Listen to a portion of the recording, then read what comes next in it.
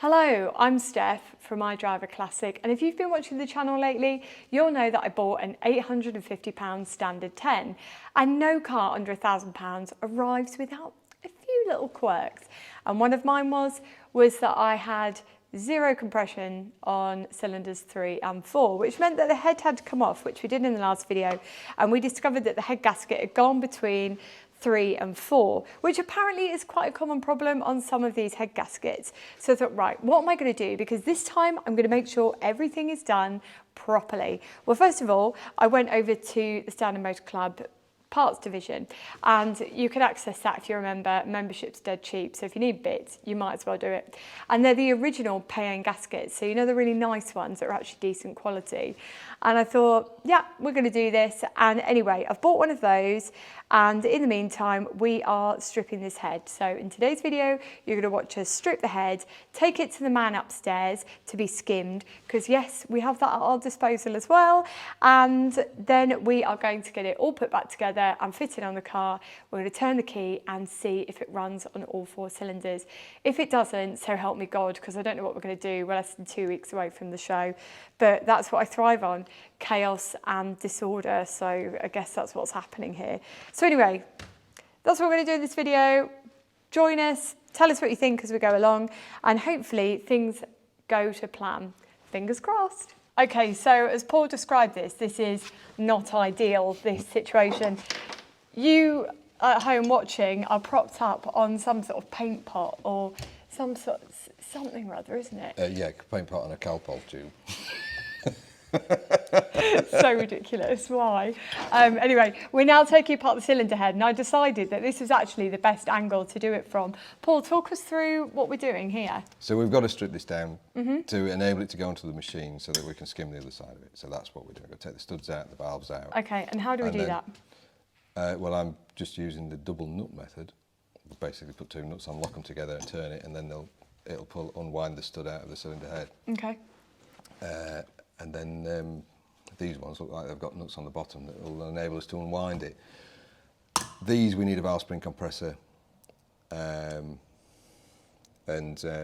it'll just mean, because the valve stem, the valve guides stick out the head, right, he'll have to put some parallels onto this surface so that he can attach it to the machine, but at least it's not sat, you know, a long way off the bed on parallels, so you can get it nice and tight and stop the head moving on the machine when he machines the end of it, machines the face. We should probably stop gassing, because he's literally sitting up there with a cup of tea waiting for us. He is, yeah. Right, we're going to stand up and crack on, but you'll still see what we're doing. Right, what can I be doing to be useful and not a hindrance for a change? I'll just hold the head. You could find the valve spring compressor, which I think is in that toolbox down there. Right. Why can't I hear the man upstairs driving away? I think that's him putting his... is that the... Oh, is he popping to the train station? Okay. Is he coming back? I think he would have said if he wasn't. You don't know. I hope he is. I mean, I'd have left if I had half a chance.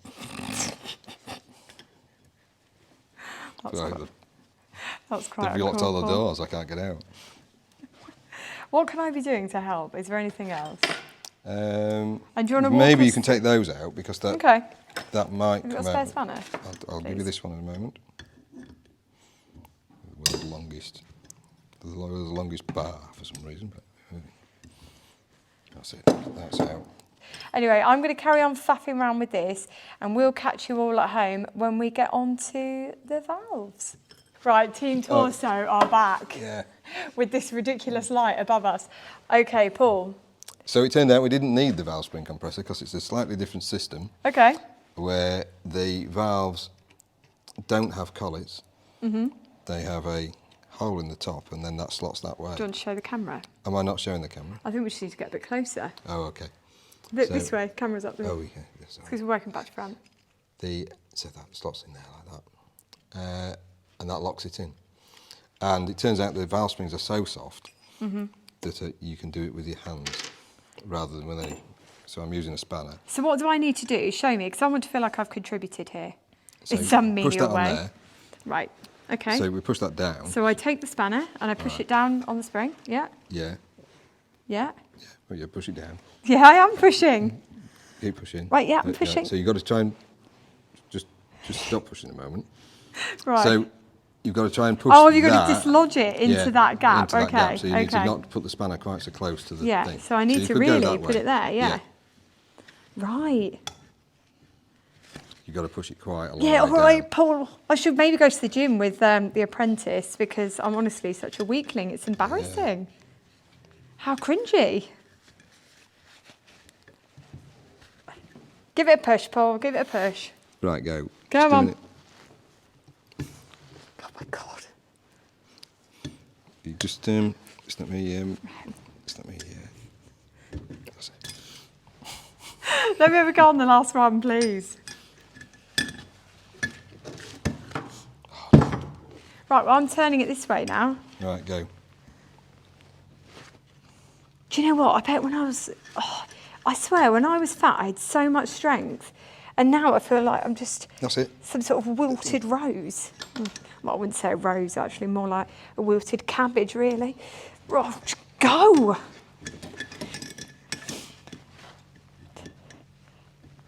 Christ's sake.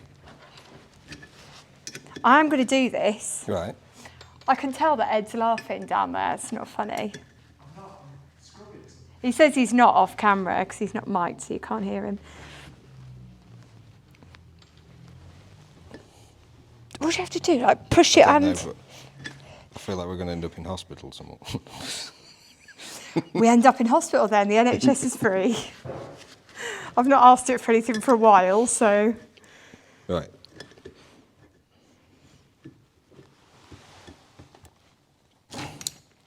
Oh. Right, this is so embarrassing. You're doing this deliberately for a bit of No, I'm comedy not. gold. I wish I was, Paul. I feel so... I'm only sniffing. So Yeah, I thought you were crying. No, I'm not crying. I'm not crying over a spring, Paul. I've got plenty of other things I could cry about. Not a spring, dear.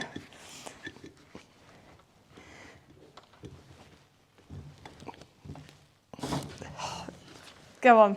You do the honours. I had a go.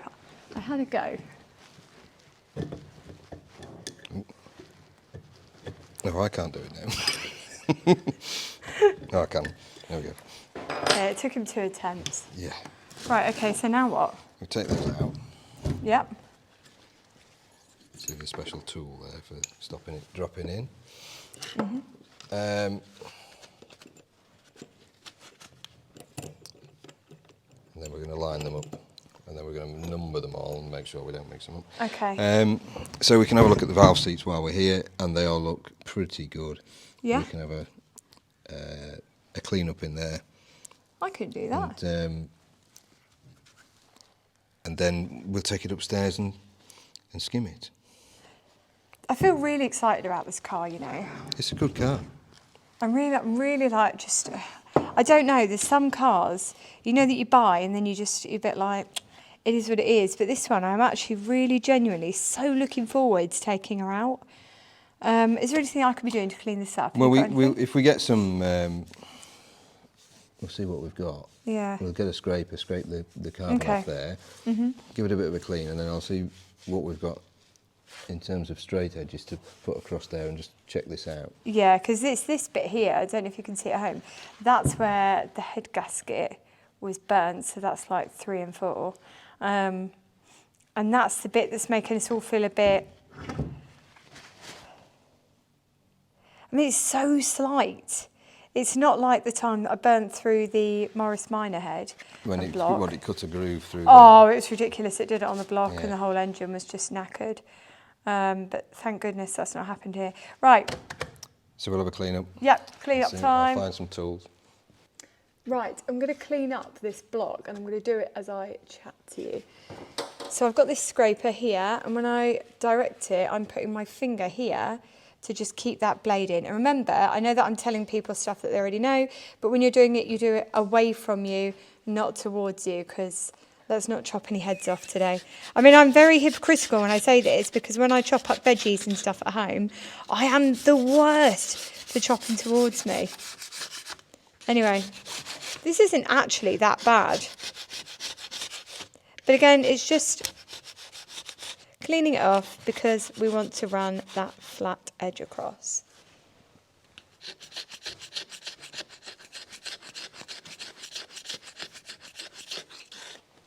I can still see that mark, you know, between 3 and 4. Hate that for me.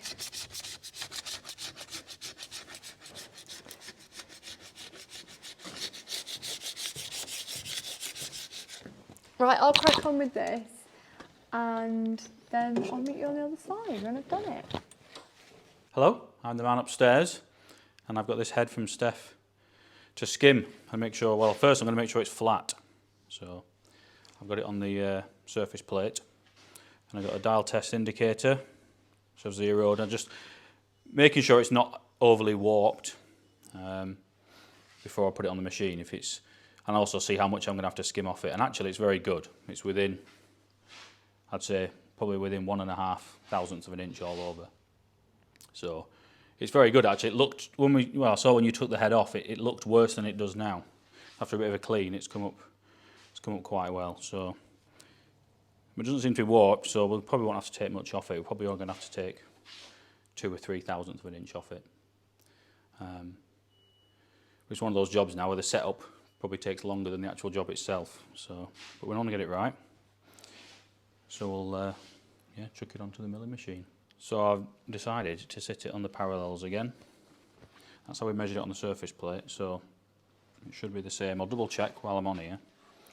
But check that it's sat level to the table, and then we'll clamp it down.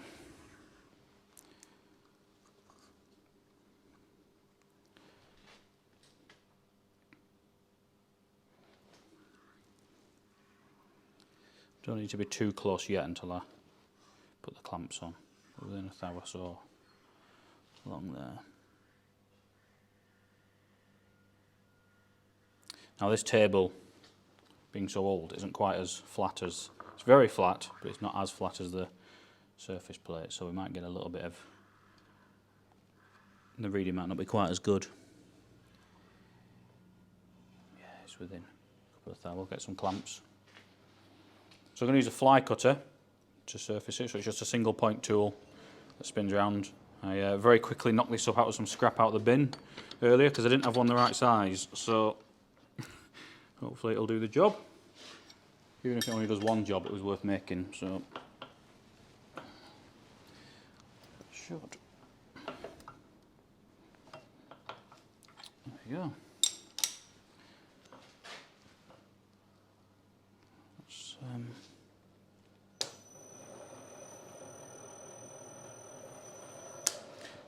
even though it's only got one point, I made it in a big disc because it's a lot more balanced. If it was just sticking out one way, it'd shake a lot, the machine would start shaking and you'd get vibration and, you know, marks in the finish. So, right, we'll get it wound down to the head.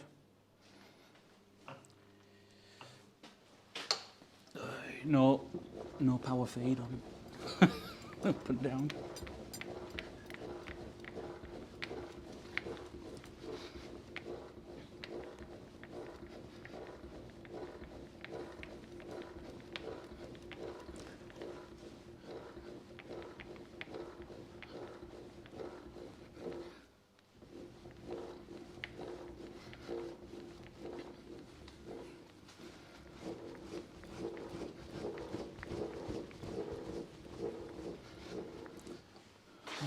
Clamp that off.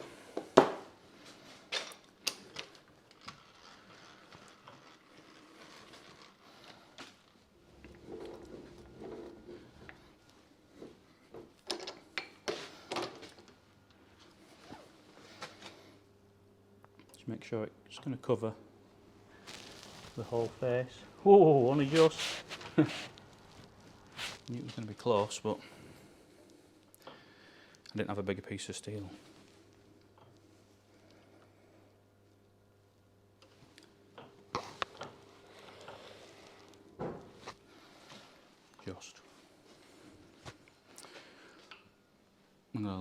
table this way now, so it's centred.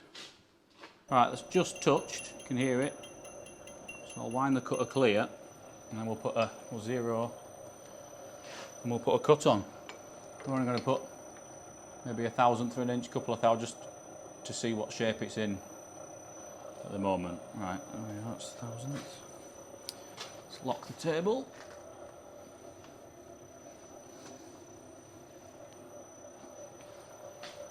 Oh, it's moved a little bit. It's actually moved a little bit.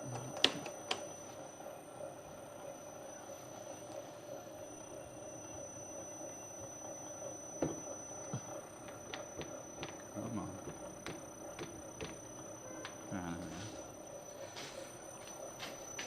Let's put the noisy feed on.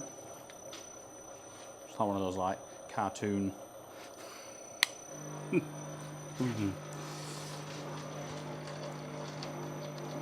Right.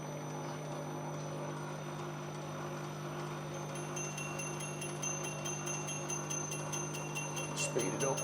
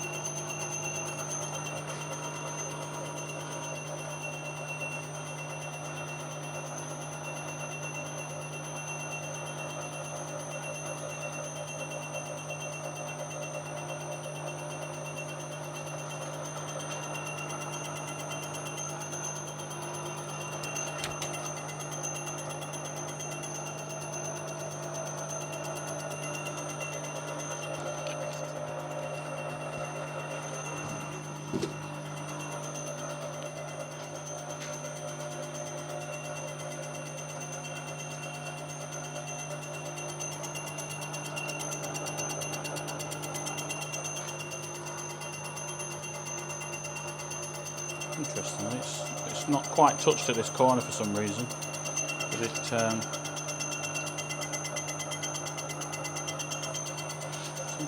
seems to be down.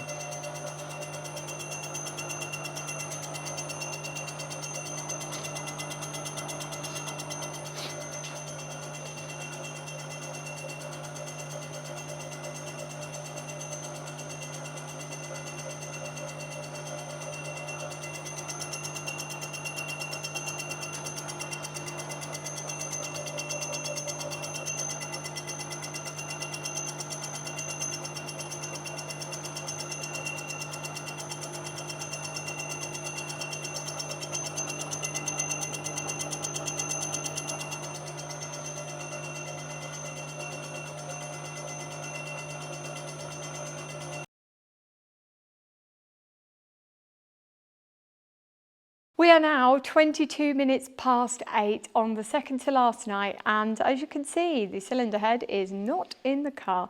It's still on the workbench. However, it's far better to do things properly and have the last 10 minutes or 20 minutes being rather frantic than rushing everything through and making mistakes. So Paul has been getting on with things whilst I've been helping Ed in there with the rotten floors, and I've not been an amazing help, but I've been doing my part. Been using like the wire brush, clean all the bits out, paint on the floors with the treatment, all the little bits whilst Ed has been doing all the various bits. And whilst we've been doing that, Paul has been quietly out here, and I wasn't entirely sure what he was up to, but he was actually cutting the valves in. Now he's done that with this valve cutting tool that looks like, well, it looks like it's from like Victorian era or something, but anyway, it is a cracking bit of kit that he's brought from his own workshop at home to help us get this done. So that's really good. And now what we're going to do is we're going to grind in the valves. Now I think I've shown this on a video before, but once you're happy with all of that, this is just like the final touch to just make sure everything's perfect.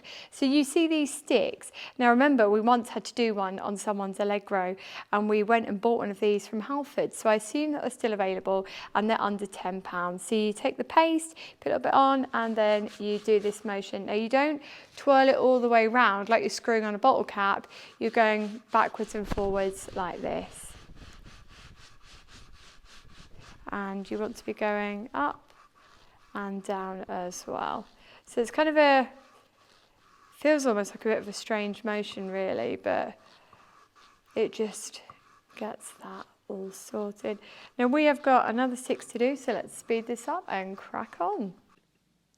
Being such a simple engine, everything started going back together rather quickly. So quickly, in fact, that I missed many of the various bits. But you can see here how it all went together. We were adjusting everything. Again, I was learning how to adjust tappets.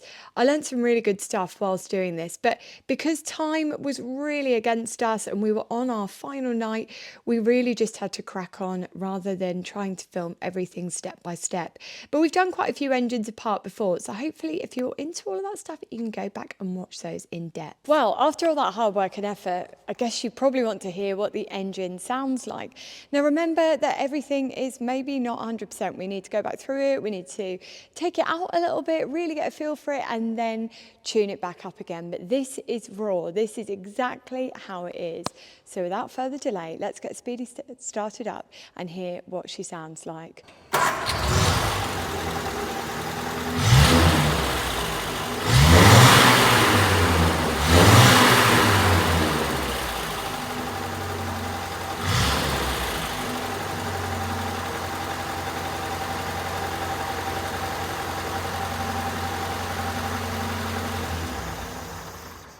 Now, as some of you will know, I've been having no end of problems with my microphones. I've been an absolute nightmare. I've spent hours on the phone to Rode, and we are now down to one microphone. But in this situation, we're going to have to say that one is better than none. So you're going to see me and Paul sharing the mic for this section in the video. It just is what it is. I would love us to have two, but we don't. So anyway, Paul, you have been instrumental in getting this car back on the road, and I feel like you don't give yourself enough credit for that, and you've done loads of work on this engine.